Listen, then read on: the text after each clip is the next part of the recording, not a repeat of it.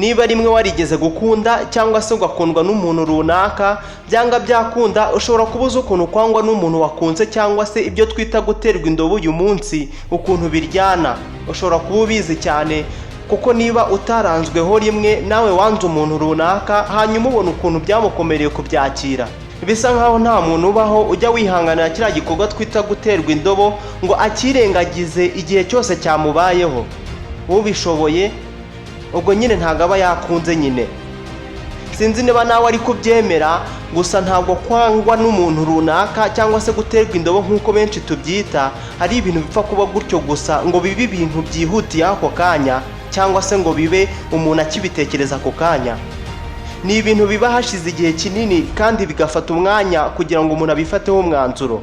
Ibi iyo byiyongeyeho ko abakobwa ndetse n'abantu b'igitsina gore muri rusange bazwiho kudapfa kwerura buri kintu cyose bashaka kuvuga kubera kugira amasoni kwabo, bituma hari abantu bemeza ko hari amayeri abakobwa cyangwa se abantu b'igitsina gore muri rusange bakoresha igihe bashaka kubenga cyangwa se kwanga umuntu runaka.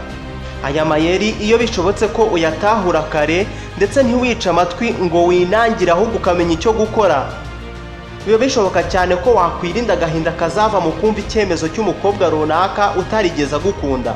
Nk'uko mubizi, njye nitwa Samuel Mugisha. Mu kiganiro menya byinshi cy'uyu munsi reka tuvuge ku mayeri 7 abakobwa bakoresha igihe bateganya kubenga cyangwa se kwanga umusore cyangwa se umusore runaka uri kubasaba urukundo.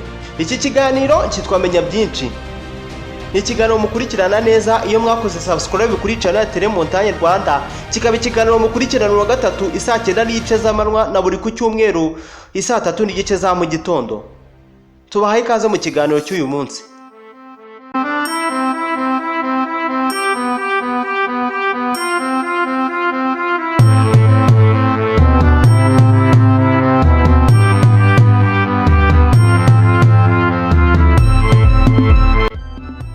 Nongeye kubasuhuza nanone. Ushobora kuzakunda umukobwa runaka hanyuma wamuganiza kuri iyo ngingo ukumva arakubwiye ati ndatekereza ko uri nka musaza wanjye, cyangwa se wenda ukumva arakubwiye ati bagufata nka musaza we. Iri jambo uretse kuba ari gusobanura ko batagukunze mu buryo bweruye gusa, ni n'ijambo ahubwo rigusobanura ko ibintu uri gukora ari amahano cyane kuko ntaho byabaye ngo musaza w'umuntu ajye mu rukundo na mushiki we.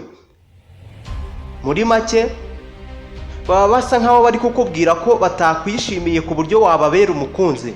Gukundana n'uyu muntu biba biri kure nk'ukwezi. Irindi yeri umukobwa akoresha mu gihe agiye kuzakubenga mu gihe kizaza ni nk'igihe umuganirije ku ngingo yo kukubera umukunzi hanyuma we ukumva arakubwiye ati singukunda muri ubwo buryo. Ni urugero. Ibi ni ibintu bikunze kubaho cyane iyo umukobwa agukunda nka mugenzi we. Niba akubwiye gutyo rero ntugashidikanye ku cyo ashatse kuvuga, burya we hari n'igihe aba yumva atakwiyumvamo. Umva irindi yeri, mfite indi nshuti y'umuhungu. Ibi byo nta no kubitindaho rwose kuko mu gihe umukobwa afite umukunzi yiyumvamo kandi bakaba babanye neza ndetse byakwiyongeraho ko nta n'ingeso mbi agira zo gutendeka, azakubwira ko nyine inkweto yabonye yayo.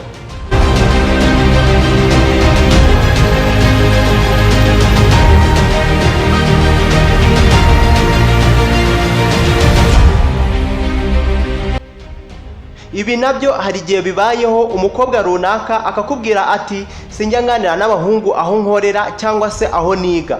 Buretse ko hari n'igihe anakubwiye gusa ko atajya avugana n'abahungu. Nuramuka uhuye n'uruva gusenya rumeze gutyo, nyamuneka ujye umugendera kure. Iyo akubwiye gutyo aba ashaka kukubwira ko uretse no kuba yagukunda byonyine, ahubwo atanashimishwa no kuba hamwe nawe cyangwa se kuganira nawe niba aribwo byakumvikana neza.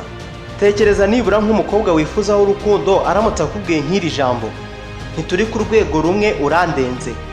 Uhise utekereza ko wakumva yicishije bugufi imbere yawe cyangwa se akaba akubashye? Sinzi uko ubitekereza, gusa mu buryo utazi, ahubwo we hari igihe aba abona akurenze cyangwa se nanone akaba abona wirata cyangwa se wishyira hejuru kandi nyamara atari narwo rwego uriho. Hari n'igihe bibayeho ko umukobwa akoresha iri jambo mu gihe bamusabye urukundo akagira ati mugishijwe n'akazi kanjye cyangwa se amashuri yanjye. Ushobora kumva wenda ari bisanzwe ko afite impamvu kandi nyamara twese turabizi ko hadakundana imburamukoro cyangwa se injiji gusa. Ku gihe rero umukobwa akubwiye gutyo, jya wumva neza ko atakubona nk'umusore yataho igihe cye. Muri make aba ashaka kukumvisha ko utamunyuze ku buryo mwapanga iby'urukundo. Niba uri umukobwa cyangwa se umugore uri kumva iki kiganiro, iri jambo ushobora kuba wararivuze kenshi cyangwa se ukaba uzarivuga niba utararivuga.